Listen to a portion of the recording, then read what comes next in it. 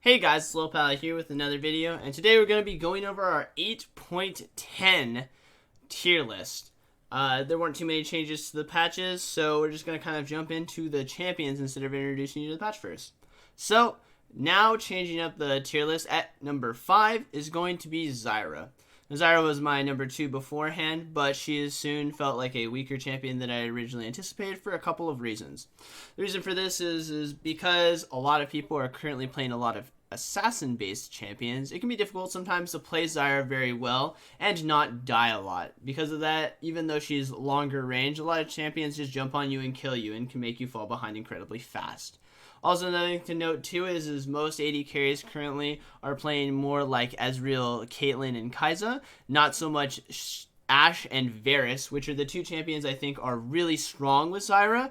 And because a lot of people aren't playing those champions, Zyra just feels like her overall power has kind of gone down a little bit. She's still really strong and especially very potent with Ashe or Varus, but in a generic blind pickable situation, especially since the matchup she has right now, I don't recommend her as much. Another thing to note too is some people have asked me what she is bad against.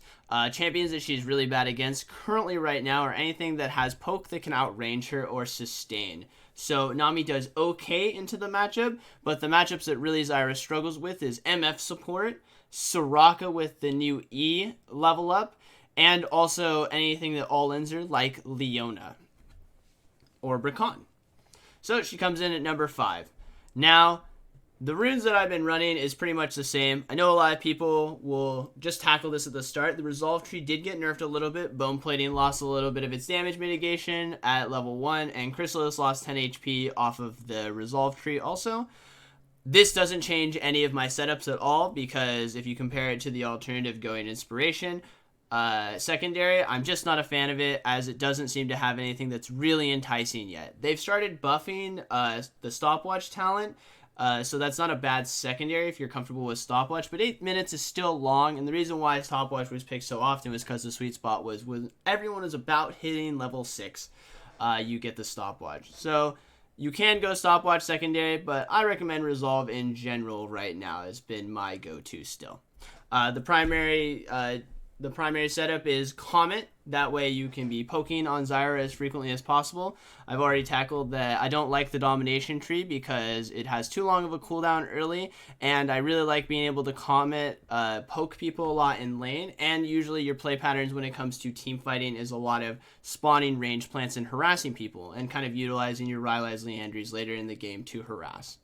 After that, we go Mana Flow Ban, Celerity, and Scorch. This is just a generic page. I like Celerity a lot more than Absolute Focus because I don't value the AP as much, and I value the 3% movement speed that you get from Celerity. This allows you to just kind of navigate the lane a lot easier. It also just makes your champion faster in general, and especially a champion like Zyra, who is very immobile and pretty much her only way to get out of things is to run away. I really just like Celerity a lot more than anything else. And Transcendence takes too long to come online because hitting level 10 as a support is too difficult. So we'll jump into item builds. I usually try to get my hands on Sorcerer Shoes and Haunting Guys to build into a Liandry's, but sometimes, especially since Soraka is coming up a lot more frequently as a pick, if you have a Soraka or you get ahead, I recommend going Sorcerer Shoes, Oblivion Orb. Now, if there is lots of healing reduction that you need, so Soraka and Munda are commonly picked, then finish out the Morellas immediately, then start working into your core build.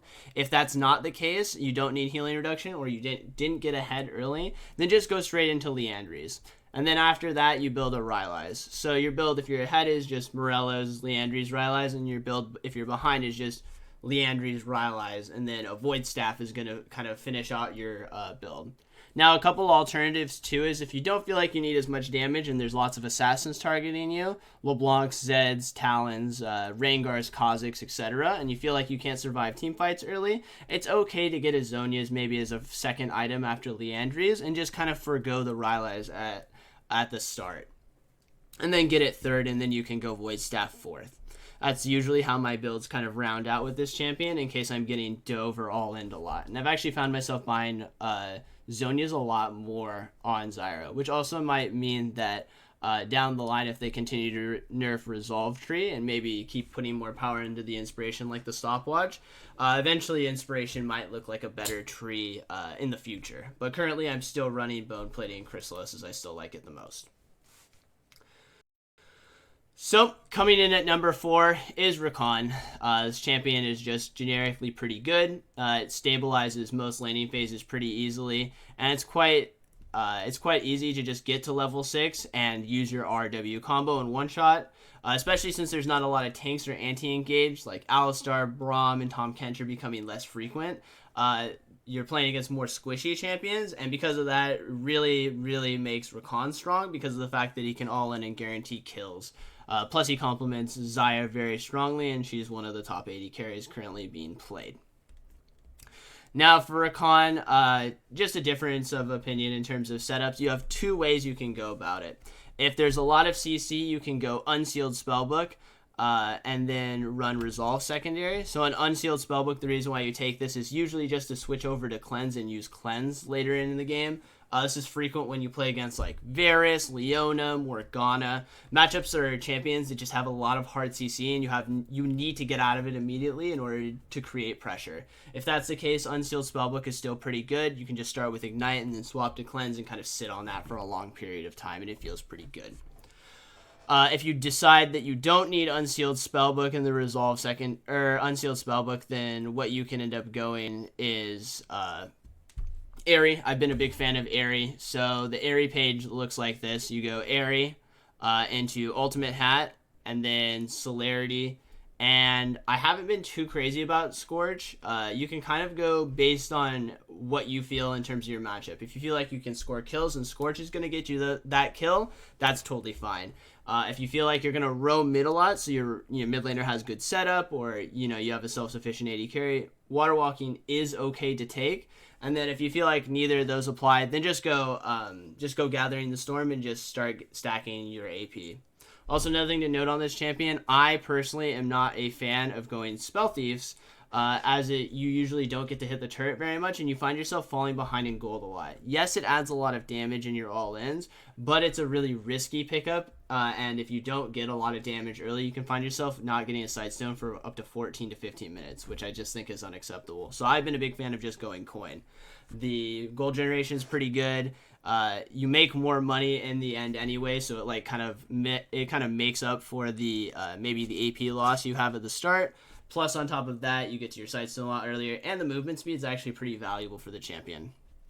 And then I run Resolve secondary, and for that I just run Bone Plating. I've been a really big fan of Revitalize, just because you shield and heal so much in this kit, and I'm a big fan of getting Athenes and Redemption, and so this amplifies it a lot in that sense. Plus, I also like getting the extra HP as I start getting levels. So that's basically been my setup. Now, if you decide that you really want the Unsealed Spellbook, I usually just recommend going Boots. And then the second one is usually up to you if there's a lot of poke in the lane. Biscuits is definitely not a bad idea for sure. And then usually most people will go Cosmic Insight for the 5% CDR, just so that you can have sooner cooldowns on your summoners, flash, all of that jazz. And then Resolve secondary, if you do decide to do that setup, is just Bone Plating and Revitalize once again, because my build paths don't usually change too much in that sense. Plus, you shield a lot and heal a lot just in the core kit, even if you're not building those items. So I've been a pretty big fan of that setup. So after that, coming in at number 3 is Morgana. This champion got some buffs to mana regen in the 8.9 patch that I kind of touched on, and she's just been a complementary champion for a really long time now. She shuts down all forms of CC matchups, especially a champion like Recon, and she has the potential to win most mage versus mage matchups if you're just hitting skill shots. Also, another fun thing that I've done with her in terms of skill builds is I've put 2 points in W early. Like, usually my skill build is some way I'm getting all 3 of the skills, and then at level 4 I get W again, and putting it on the range minions and a player at the same time seems to give me a lot of push.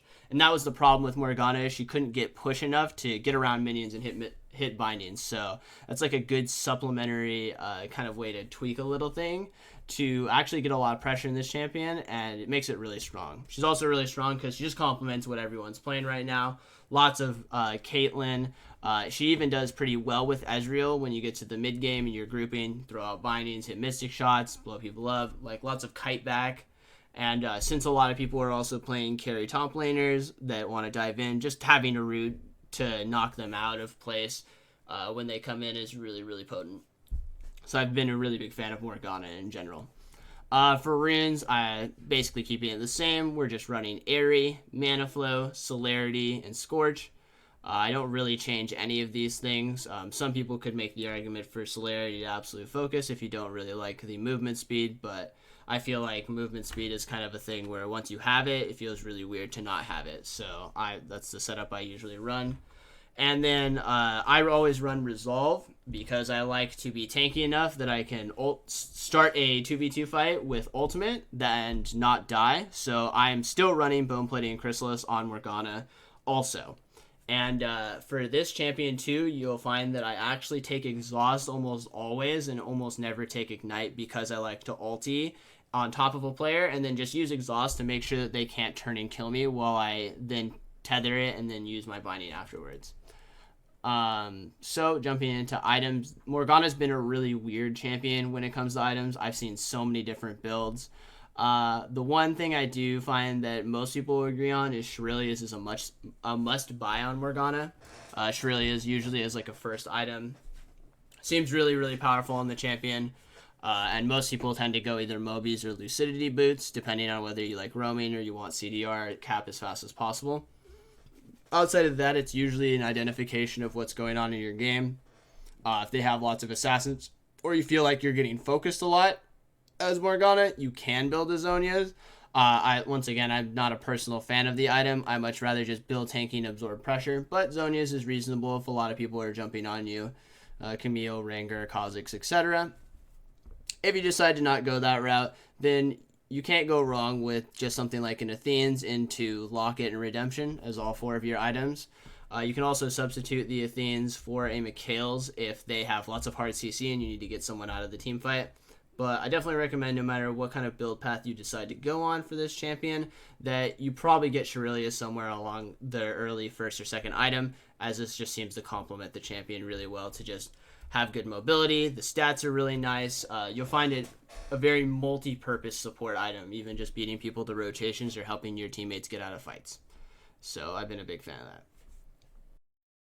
So jumping into number 2 is a champion I kind of oversighted the last tier list, which is Soraka. I've played an extensive amount of Soraka and I've been winning a lot on her lately. She feels quite strong. The reason why this champion has started to feel strong is because people have started putting multiple points in her E, which is her silence. The reason why this is really powerful is that they've kind of nerfed a decent amount of sustain in lane, like via lifesteal. And so being able to poke someone out guaranteedly is really, really powerful. So the silence is really strong because the range is very good and it's instantaneous. So it's very difficult to miss. If you combine that with Airy, Spell Thieves, and Scorch, it just does an insane amount of damage that you can basically just cycle on cooldown. And now that you're playing the Mana Flow minigame too, it's really easy way to stack your Mana Flow. And because of that, Soraka's just been able to get a lot of momentum in lanes and get to the team fights pretty reasonably well. Now, one thing that's different for me that I've been doing that most Sorakas are not doing is most Sorakas are putting all 5 points in E going Athene's. I have not been doing that at all. I do not agree with that. So basically what I've been doing is only going 3 points in E and then maxing the W. And then I'll explain my build after we go over runes to kind of explain everything together. So the runes for Soraka is pretty basic. It's the same thing as pretty much all of the champions. We're going to go Airy, Mana Flow Band, Celerity, and Scorch, just for our basic generic sorcery tree. And then Resolve tree, I run Bone Plating, but instead of Chrysalis, I run Revitalize, just because the champion is the healing champion. And even just the ultimate gets increased healing when someone's low. Plus, I build Redemption first, so getting the extra healing on top of that is really, really good. So we'll kind of talk about builds now and kind of explain why I don't think that you should be doing that. So I've watched enough people to see that if you put 5 points in E, it takes too long to get maxed out W, which makes your heal substantially weaker because it reduces the cooldown by a pretty big margin each level, and it increases the healing a lot. Now, Athene's is great in the sense that it stores and lets you heal someone, but that means that you only heal someone usually once. Your ability to constantly fill people up is very low, and because of that, I'm not a fan of it. So I have been doing barrier and I've liked it. I think it's situational though. I think you can switch between heal and barrier between you and your AD carry depending on who plays more aggressively and who's more likely to get all in, especially if you're in duo queue. So that is definitely something I would recommend you switching around all the time. But I've been going Lucidity Boots into Redemption first. The reason why I go Redemption first is because your goal is to keep people alive, and usually most Soraka play patterns are someone engages on your teammate, and you usually want to use Redemption at the start, and then you kind of use your ultimate to keep people alive when they spike low to get the Redemption. Then you come in and start healing people afterwards. This item is really complementary too because you have a global ultimate, so usually in the mid game you find yourself standing in mid lane a lot, so having a Redemption that can reach almost both side lanes pretty easily, you just need to step down a little bit, and a global ultimate on top of that means that your split pushers are so empowered because of this. Also, another thing too is it has good regen just built into it, so it's just a complementary item in general. It's also just a better item to keep yourself alive in team fights. If you get jumped on, you can put down the Redemption, silence somebody, and then use your ultimate if you need to, and it's just an extra heal for yourself too. So it's just a really, really strong item for Soraka to be building first. So the second item though has been something I've been messing around with a lot. Most of the time you'll see me build Mikhail's afterwards. Two things for this. It builds out of a chalice, so when you finish the Mikhail's, or actually when you just finish the chalice, all of your mana regen becomes also health regen. So usually when you start getting the chalice, and because the Redemption has a lot of mana regen on it, you get a decent amount of health regen too, which is your primary resource that keeps people alive. On top of that, the item is really good because it gives you 20% healing increase. It's great for your kit, and because of the way Redemption works, it gets 3 times the multiplier on your Redemption, which makes your Redemption insanely strong too once you hit 2 items. Another thing is just kind of a bonus is the fact that it takes people out of CC, but like I build this even if there's not any CC on the enemy team just for its raw numbers.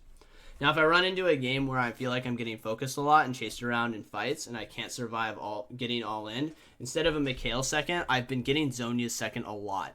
Now, the reason why I do this is because Warmog's hitting 3,000 HP since the change is too difficult. You basically have to build 2 HP items to do it, like a Shurilia's and stuff, and that's just too long of a spike to try and feel tanky. So I've just been getting second items Zhonya's a lot of the times, or maybe just buying an early stopwatch in games where I feel like I'm getting focused and Zerg down in team fights.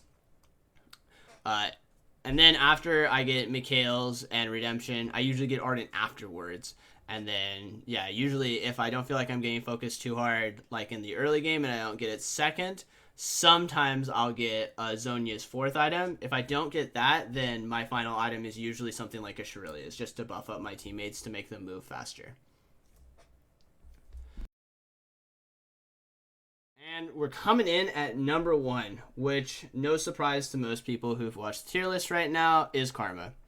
Karma is even better now, actually, than before because of the scuttle changes. So one thing that's really great about Karma is the fact that she can push lanes really, really easy. Her Q is a short cooldown, doesn't cost too much mana, and because of Mantra Q, you have insane contests in the early stages, and you do more damage than everyone else.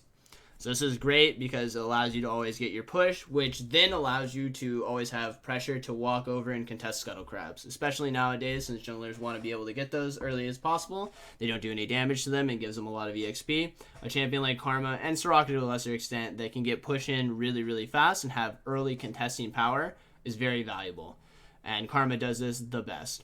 Karma's a little bit higher than Soraka because of the fact that the shields just make it so you can kind of handle a lot of more situations a lot easier. So when I was playing Soraka and I was playing against Talons and Zeds, I found myself sometimes just getting all in and dying. I didn't really have a lot of defensive tools before the Zhonya's to like keep myself alive, even with barriers sometimes. But with Mantra W and being able to shield myself and the movement speed and the mobility that Karma brings, I found myself being able to get out of situations a lot easier. And just in general, the champion just feels a bit stronger. You can also skill W at level 2 if you're starting to win, and actually go do the Scuttle yourself because you're Snare then Roots, and then that reduces the armor and MR from Scuttle. So I've been a big fan of this champion. I think it's a really, really potent champion, so yeah, keep playing her. She's super good. Jumping into runes, no rune changes at all. We're going Airy once again, Mana Flow, Celerity, and Scorch. Just to lightly touch on it, a lot of people keep asking me why not Ultimate Hat. Ultimate Hat is multiplicative, not additive, so if you have 40% CDR, 15% from the Ultimate Hat, it does not equal 55%. It's closer to like 48 or 49%. So you lose a lot of stats there, and it's not worth the early game pressure that you get. So a lot of times if you're spamming spells and pushing, you'll actually struggle with mana on a champion like Karma while you're stacking your mana flow. So having the mana flow that gives you extra mana, and then once you hit it, you can get really strong, is really potent. Plus, you have a lot of easy ways to proc it just by mantra queuing in the lane every time that's up, even if you're not being able to pressure too hard.